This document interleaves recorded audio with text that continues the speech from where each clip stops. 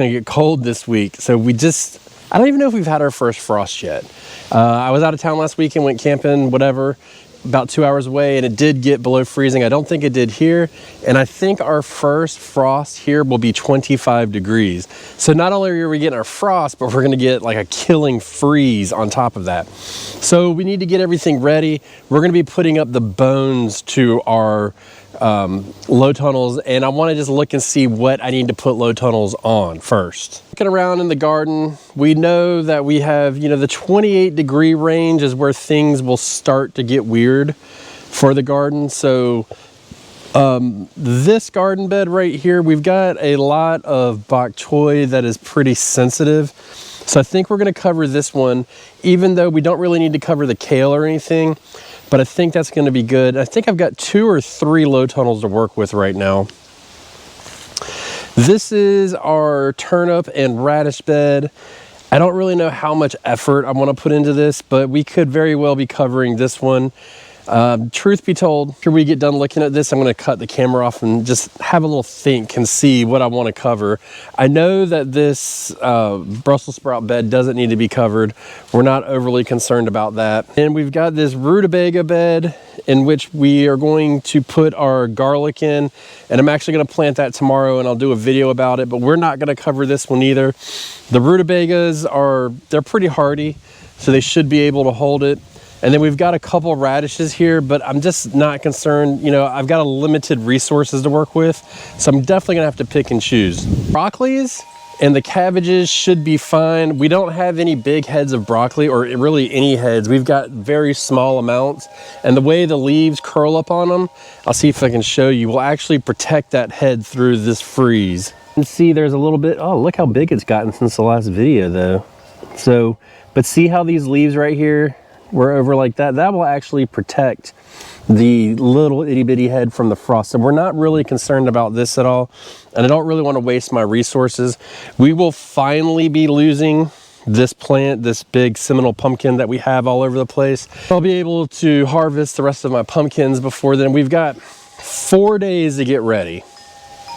So I'm going to put the bones up today, and then we won't put the plastic on until the day before, and then we'll keep them covered. But not only is it going to get cold then, it's then going to continue to be cold for 4 days after that. And so we're going to get in the 20s for 4 days straight. So we need to be prepared for it. Bed's going to be easy because the stakes are already in place. Show you the other one where I've got to add the stakes, and we're gonna build the low tunnel. So welcome back to Sandy Bottom Homestead. My name is Ben. I am in coastal North Carolina, and as I said in the beginning of the video, we have not had our first frost, but we are not only going to get our first frost, but our first killing freeze all in one night. So we're getting prepared for that. While I get everything prepared and get it in order, I just thought of something. The brace for one of them is actually under the Seminole pumpkin. So that's going to be real fun. Let me do that and I'll be right back. So here's the deal. I've got one bed that's basically set up. And what I've used is, I've got these rebar sticks. I think they are 2 foot long. So this is what you need. This is like the main part of it. And this will be the most expense that you have. So we have these. You drive them into the ground. So what I'll do is, I'm not going to put the plastic on today because I don't need it yet. If I put the plastic on, I'd basically have a bed full of steamed greens. But over here, what we're going to do is we're going to put them in, and you can do it 2 ways. So the best way is to have 6 stakes total in the bed. So you'll have one, the back of the bed will mirror the front. So you have one in the corner, one in the middle, and one in the other corner, and then the same on the other side. And then you put your braces up. Now this is for a more long-term solution. So for instance, this bed right here, until everything's harvested out of this bed, I'm expecting to leave this on and use it as much as possible. So we may not have it much, you know, we won't be taking it down. We may not be covering it, but it will always be in place for this bed.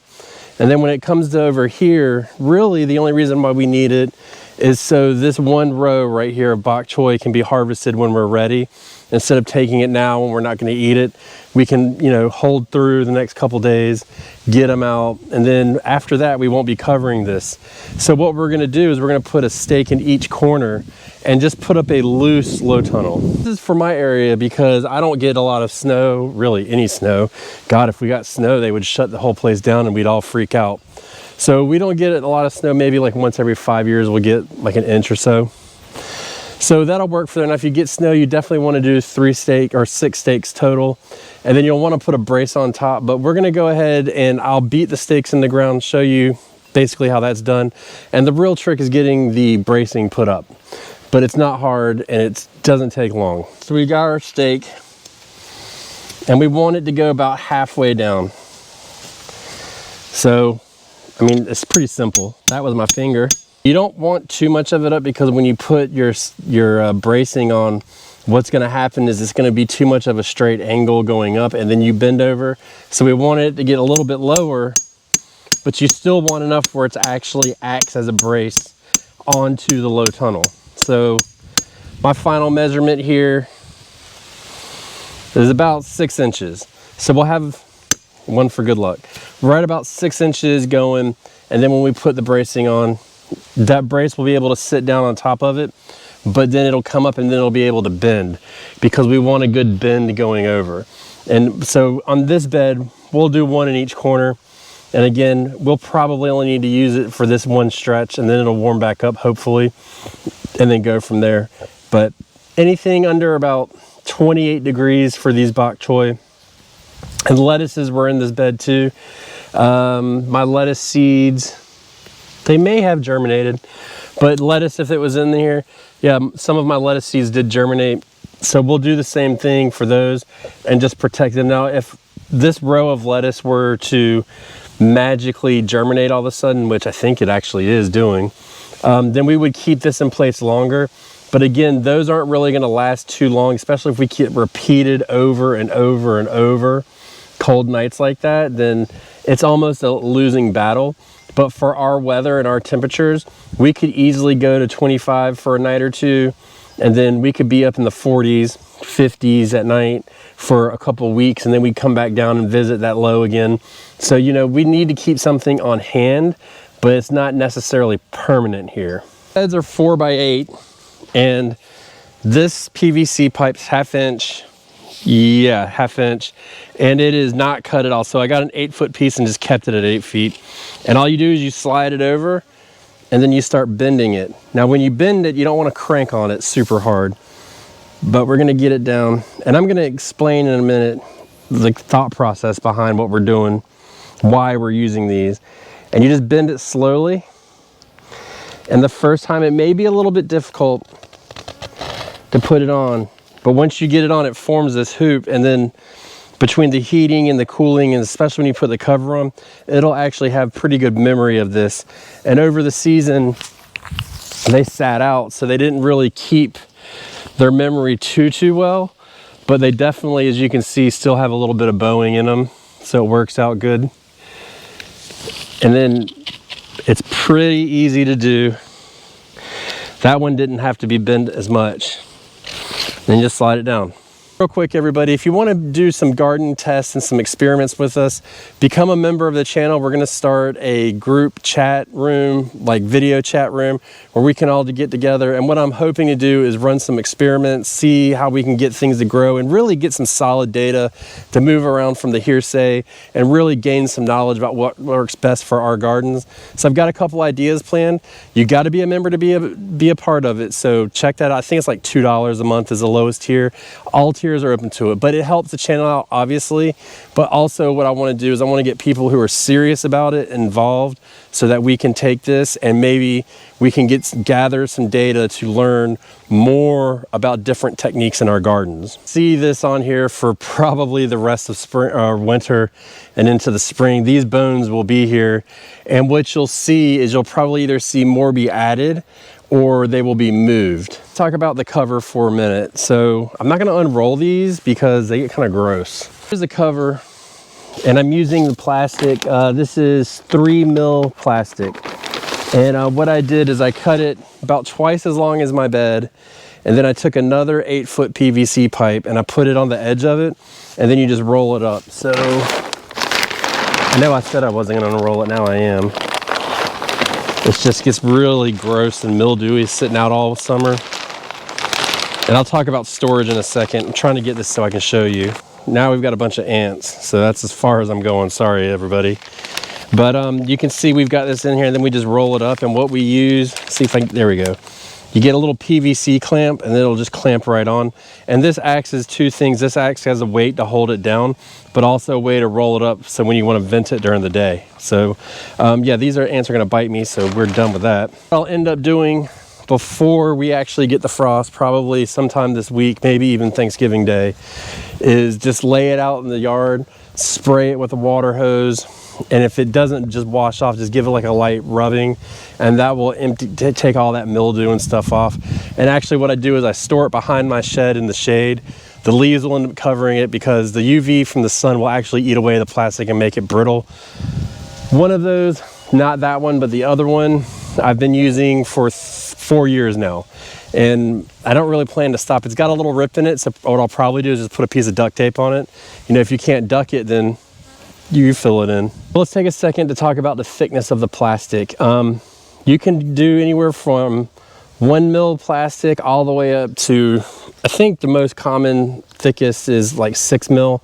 You can use greenhouse plastic if you want. I did not use it's a Frost King is what I used. And the thickness goes by how cold you get.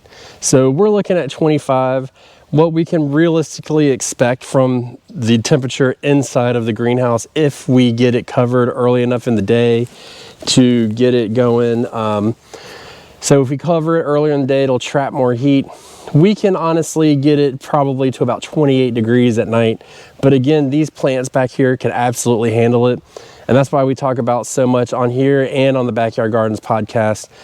We talk so much about planting the right plants for the right time of year, because that's really, you know, it gives us another fail-safe. It's just layer upon layer of protection. So the plant's giving us a basic protection, and then the plastic's giving us another protection, the low tunnel, and then, you know, a frost blanket or whatever will give you another layer of protection. But you want that base layer good, right?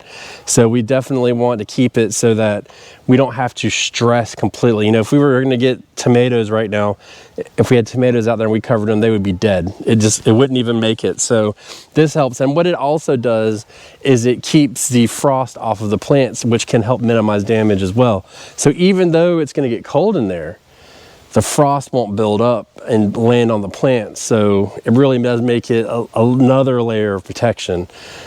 But the most important thing that a low tunnel does, believe it or not, is the next day. What happens the next day? You've got your plastic on here and it's nice and tight, and the sun comes and it gives it a greenhouse effect. But what that does is it allows it to warm up much faster so that this garden is not exposed to those cold temperatures as long. So the molecules inside of the plants will start to warm up and it will recover much faster. That's the biggest thing with the cold. It's not necessarily the temperature, it's the recovery time afterwards that's gonna keep it so much, you know, keep it alive, keep it moving, and keep it going in the right direction. So it'll be 25 in the morning. I think the high one day is like 52. We may very well just leave it on there all day and not even vent it, because the next night's gonna get the same. But what we may do is just vent it just a little bit, like up to like right here, just to let some air flow in. And it helps dramatically with it, because again, it's not the actual cold temperature, it's the recovery time after. I learned about the recovery temperatures afterwards, and the way I learned is literally just by watching it and doing it. And then I started to find stuff that would kind of corroborate what I had been seeing, which helped me even more. But once I learned that, that really changed the game completely on how I grow in my garden in the fall and even in the early spring, which allows me to plant earlier than normal. Question may become, do I plan on adding any more low tunnels for the fall into winter and even very early spring? And the answer is simply not really. you know, this bed will end up being harvested at some point. And so as we dwindle down and we get less and less and our weather starts to kind of even out and stop this big jumping around, what we'll do is we will take and look at the rest of our garden the way it's planted now, especially for winter, and say, okay, we've got our Brussels sprouts are producing, it's going to get pretty cold, or we're going to have a long stretch where it's not going to be very warm. We can add the low tunnel to that and just simply moving this one over there, and then that will help us to protect our produce as it's starting to finish off and ripening off, because this time of year it's really slow in doing that. Early in the spring, and for me, when I say early in the spring, it's usually around January 15th to February. We start to look at it a little bit different. We start putting plants in the ground, we'll start putting potatoes and stuff like that. And then we really want to stay on our toes a little bit. So and this is one reason why I did that video about planting differently per season and like monocropping during this season, is because I can manage this a lot easier. You know, for instance, right here is kind of mixed in the tolerances of cold. So we're kind of covering it when we really shouldn't have to, and it wasn't designed to, but it's going to be just fine. But you know, as we put in our potatoes, so our potatoes will actually go in this bed in the spring, then we will probably move the low tunnel back, because once they start coming up out of the ground, then they will be more susceptible to frost and freezes, and we need to protect those. But we may only need to cover them once, maybe twice, and then we can move from there. But we can move this over to our broccoli, for instance. We saw that heading broccoli, so we can move it over there, and then that will help protect that broccoli as it heads. Once we get our earliest broccoli in, we are prepared to cover it at all times. The biggest trick is getting it pulled out of storage, and to be honest, storage for me is like a brace here in between the gardens, a brace over here, a couple braces here. You know, it's kind of a pain in the butt. I should be better about that. But once we get all of that under control and we get it pulled out, it's nothing to move it over. All you do is you pull that stake out of the ground. You may have to twist it and turn it a little bit to loosen it up, and then put it in the next one, and you'll have a low tunnel built in 5 minutes, 10 minutes tops. So it's really not that big a deal. It's the covering and uncovering, and it's kind of a pain for us. Because yeah, we might use this tunnel for 5 days, 4 days coming up, but then we may not use it again. So the plastic will just end up sitting here behind it. We don't really take it and roll it up until we're done with it completely. Same for this. We may randomly get a cold night of 13 degrees. It's happened many times. Every year, usually, we get down about that low, and it's one night. And then we cover it, and then it's done. So we may end up moving it around. And a lot of times what I'll do is, if I do that over here for these Brussels sprouts, even though they're looking good, they can take the cold.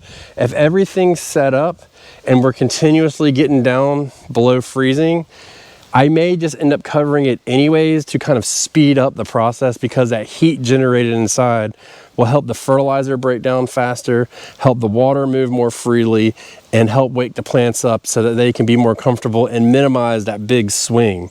So we can use that to our advantage. You can use it to your advantage too. You can do something like that if you'd like. It's really whatever you want to do and how much effort you want to put into it. My biggest concern is survivability.